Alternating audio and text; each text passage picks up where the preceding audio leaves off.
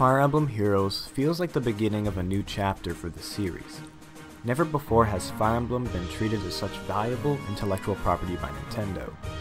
If you told me a few years back that Fire Emblem would have its own mobile game, I would have struggled to believe you, but alas, here we are.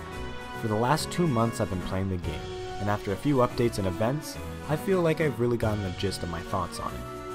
At its core, Fire Emblem Heroes is a simplified version of Fire Emblem with Japanese gacha game elements thrown in the mix.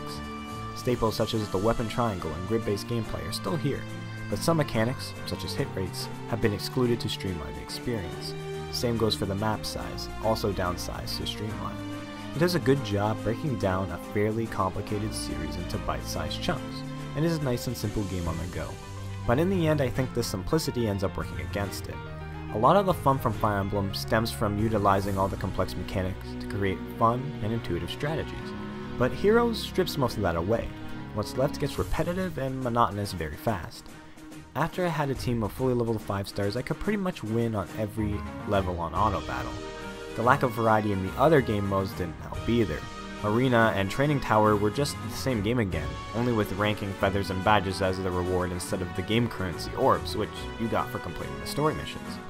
The main reason I did keep playing was so I could summon heroes, pretty much just for the sake of collecting them. I was very scared that the microtransactions would be mishandled, but the in-game currency, like I said earlier, orbs, was well implemented here.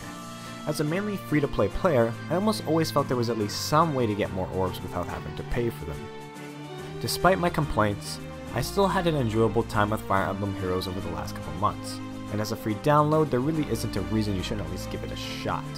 There are pseudo-weekly events, and lots of super visual fun to be had. The inclusion of characters from all over Fire Emblem is also appreciated, and silly unique costumes are also a fun touch.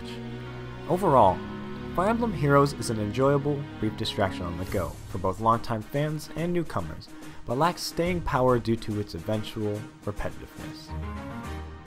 So those are my thoughts on Fire Emblem Heroes. If you enjoyed this video and want to see more Fire Emblem content, check out the rest of my channel. I've got something for almost every type of Fire Emblem fan. As for the comment question, I want to know what your craziest moment of luck was in Fire Emblem Heroes. I'm interested to see some of the crazy pulls you guys got. Well, that's it for now. I'll see you guys in the next one. Signing off.